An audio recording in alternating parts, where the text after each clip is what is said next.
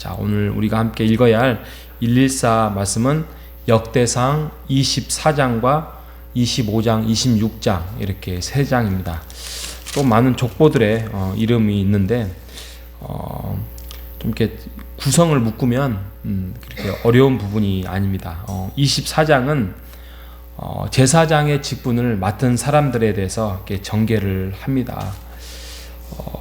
어제 말씀드린 것처럼 이제 제사장들이 성전을 이동하지 않습니다.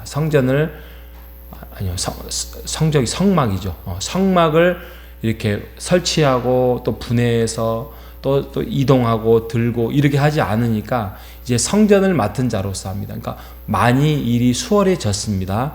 그러다 보니까 그 제사장을 맡은 사람들이 다른 일들을 확장해서 할 수 있었습니다. 그래서 그들의 역할들을 이제 맡은데 뭐 제사장의 직분에 아론의 자손들이 그 제사를 맡아서 일을 하는데 24장 5절에 보면 그 일도 제비를 뽑아서 차등이 없이 나누었다 이런 문구가 있습니다.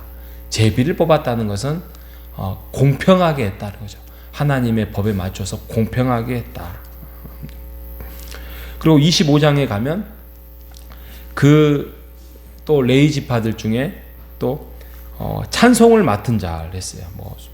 25장 1절에 보면 수금과 비파와 재금을 잡아서 신령한 노래를 하게 했다. 그래서 이제 그 찬송을 맡은 사람. 2절에도 끝부분에 보면은 아삽의 지휘 아래 왕의 명령을 따라 신령한 노래를 맡았다. 3절에 수금을 잡아 신령한 노래를 5절에 해만의 아들들이니 나팔을 불었다. 6절에 재금과 비파와 수금을 잡았다. 이렇게 역할 분담을 하면서 이제 하나님을 찬송 맡은 자로서 또 구별을 하고 있습니다. 근데 이것조차도 8절에 보면 제비를 뽑았다라고 합니다.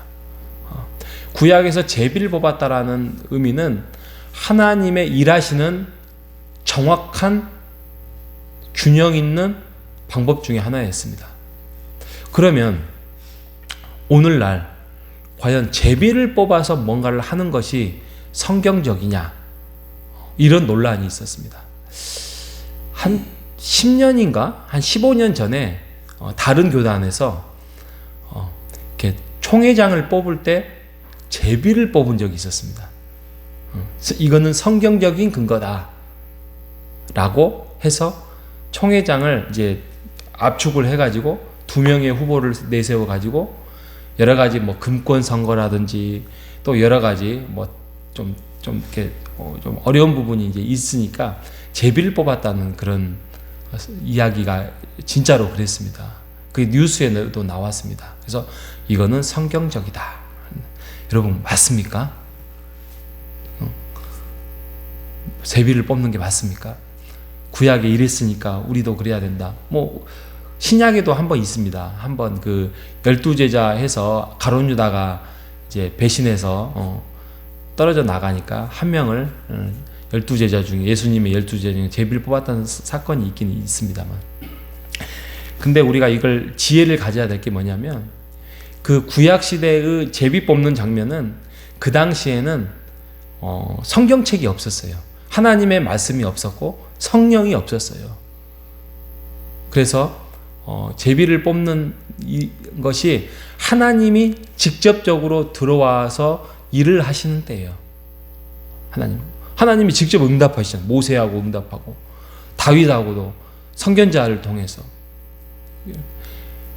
그렇기 때문에 제비 뽑는 방법도 하나님의 직접적인 일하시는 방법인데 이제 신약에 와서는 이제 하나님의 말씀이 정리가 돼 있고 또 교회 안에서 그 말씀을 선포하는 또 성령의 시대에 와서는 우리가 그런 하나님의 말씀대로 실천하고 행동하고 또 우리의 부정직하고 옳지 않은 것들을 우리가 교회 안에서 또 이렇게 잘 정돈할 수 있는 그러한 질서가 있음에도 불구하고 제비를 뽑는다는 것이 과연 성경적이냐? 그러지 않습니다. 여러분 예를 들어서 한번 생각을 해 봅시다. 담임 목사를 만약에 뽑으려고 하는데 제비를 뽑은다? 그것은 한번 생각해 볼 문제 아닙니까? 과연 우리 교회에 가장 합력하여 가장 좋은 방법들이 무엇인가를 서로 이렇게 지혜를 모으고 기도를 하고 또 의견을 나누고 또 그렇게 해서 해야지, 제비를 뽑는다는 것은 옳은 방법이 아니지요. 하늘의 지혜가, 하나님의 말씀의 지혜가 우리에게 있습니다. 그렇기 때문에 우리가 그런 지혜들을 잘 분별하면서 교회를 세워나가야 하기 때문에 우리가 부지런히 성경을 읽고 하나님이 주신 지혜를 서로 이렇게 나누고 또 이렇게 정리하고 해야 하기 때문에 우리가 성경을 정말 많이 읽어야 됩니다. 성경을 읽고 끝나는 것이 아니라 하나님께서 어떻게 일을 하셨고 지금도 성령을 통하여서 우리에게 어떻게 이끌어 가시는지에 대해서 그러한 규칙, 또 하나님이 일하시는 방법, 그래서 구약도 구약이고 신약도 신약의 하나님의 성령의 일하시는 방법을 우리가 잘 깨닫기 위하여서 우리가 성경을 많이 읽으시는 여러분 되시기를 바랍니다. 자, 그리고 또 한 가지 제가 말씀드리고 싶은 것이 26장입니다. 26장에 또 많은 은사를 나누어서 성전의 문지기를 맡았습니다. 여러분, 성전 문지기가 뭐죠? 어떻게 보면은 뭔가 좀 이렇게 최종적으로 뭐 성전을 닫고 하는 그런 좀 어떻게 보면 고된 일 같은 느낌이 들어요. 뭐 오늘날로 말하면 뭔가 이렇게 관리하는 사람들이잖아요. 그래서 이런 것들조차도 거룩한 일이라고 했어요. 그러니까 자기의 은사에 맞게 그 역할을 잘 감당하고 불평 없이 했다고 우리가 생각해 볼 수 있습니다. 그리고 26장 20절에 보면 이제 성전의 곡관을 맡은 사람들이 있어요. 곡관. 그래서 여호와의 성전 곡관을 맡은 사람이 뭐냐면 여러 가지 재물 들어오는 거, 그리고 11조 들어오는 거, 또 여러 가지 또 하나님께 제사를 드리는데 관리하는 어떤 목록들, 또 전쟁에서 싸워서 들어왔던 전리품들, 이런 것들을 관리하는 거예요. 오늘날로 우리로 말하면 하나의 그 헌금 관리하는 거예요. 굉장히 중요한 거죠. 그죠? 여기서 만약에 사건 사고가 터지면 교회는 굉장히 시험에 들 수 있습니다. 옛날에 그 여호수아 때 그 아간 있잖아요. 그 여리고성 승리하고 모든 사람이 질 수밖에 없는 전쟁에서 이기고 돌아와가지고 모두 좋아하고 있는데 그 작은 아이성 하나 치러 갔는데 그것에 지게 했던 원인들, 그게 아간의 범죄 아니었습니까? 그가 취했던 얼마 되지도 않는 그러한 물건들 때문에 공동체가 무너져 버리고 전쟁에서 패배를 갖게 하는 그런 사건들을 우리가 여호수아 7장에 우리가 그걸 목격하고 있습니다. 이처럼 교회 안에서 우리가 그런 재물에 대한 그런 성전 곡관을 맡은 이런 부분들을 정말 신실하게 잘 맡아야 됩니다. 이런 것들을 정말, 그런 거 있잖아요. 뭐 모든 사람들이 다 하나님 안에서 정의롭고 의롭습니다. 그런데 인간이라는 게 죄성이 있기 때문에 이런 견물생심이라는 게 있을 수 있어요. 그래서 우리가 그 일을 맡아서 행할 때는 정말 서로 힘을 모아서 또 서로에게 서로 이렇게 짐을 한 사람한테 맡길 것이 아니라 함께 짐을 지고 그것을 잘 행해야 될 것입니다. 그 여호와의 성전 곡관을 맡은 사람들은 정말 기도하는 마음으로 또 합력하여 선을 이루는 그러한, 혼자가 아니라 둘이 아니라 셋이, 그래서 세 겹줄 그런 형태로 우리가 그 일을 잘 감당해야 됩니다. 그리고 27절에도 이렇게 말합니다. 그 전쟁에서 싸워서 물건을 가지고 돌아옵니다. 이거의 대부분은 그 싸우러 간 사람들의 몫이에요. 전리품이에요, 전리품. 그래서 그들이 가지고 있는 그 몫을, 그것조차도 성전에 하나님께 드렸다고 합니다. 욕심을 부리지 않았다는 거예요. 이게 바로 또 하나의 그 물질에 대한 탐욕을 버릴 수 있는 것이고요. 다 뭐 이야기할 수 없지만 마지막으로 또 성전 곳간을 막고 또 물질에 대해서 어떻게 해야 되냐면 오늘 읽었던 30절에 보면 이렇게 말합니다. 헤브론 자손 중에서 하샤바의 그의 동족 용사 1700명을 요단 서쪽에서 이스라엘을 주관하여 어떤 일을 맡겼냐면 여호와의 모든 일과 왕을 섬기는 직임을 맡았다. 이게 그냥 휙 지나갈 수 있는 말인데 무슨 말이냐면 여호와의 성전의 일과 그 다음에 왕을 섬기는 직임을 맡겼다는 거예요.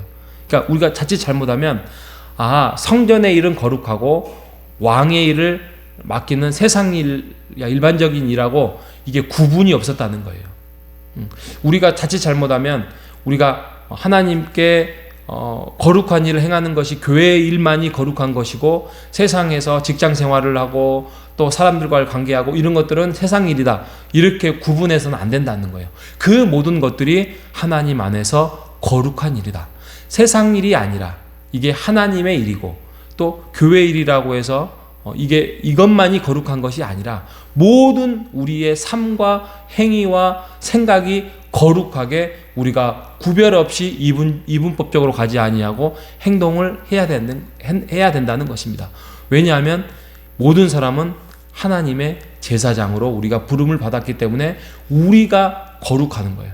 그래서 우리가 살아가는 그 삶 자체가 빛과 소금된 역할로서 우리가 살아갈 수 있는 것, 그것이 바로 하나님이 원하시는 일입니다. 우리가 거룩합니다. 우리가 100% 거룩할 수는 없지만 거룩을 향해서 우리가 오늘 하루도 한 걸음씩 어디에서나 하나님의 성품을 드러내는 우리 모두가 되시기를 주님의 이름으로 축복합니다. 하나님 아버지 감사합니다. 하나님의 공평하심이 제비 뽑기에 나와 있습니다. 오늘날 하나님의 공평하심이 하나님의 말씀에 주어져 있습니다.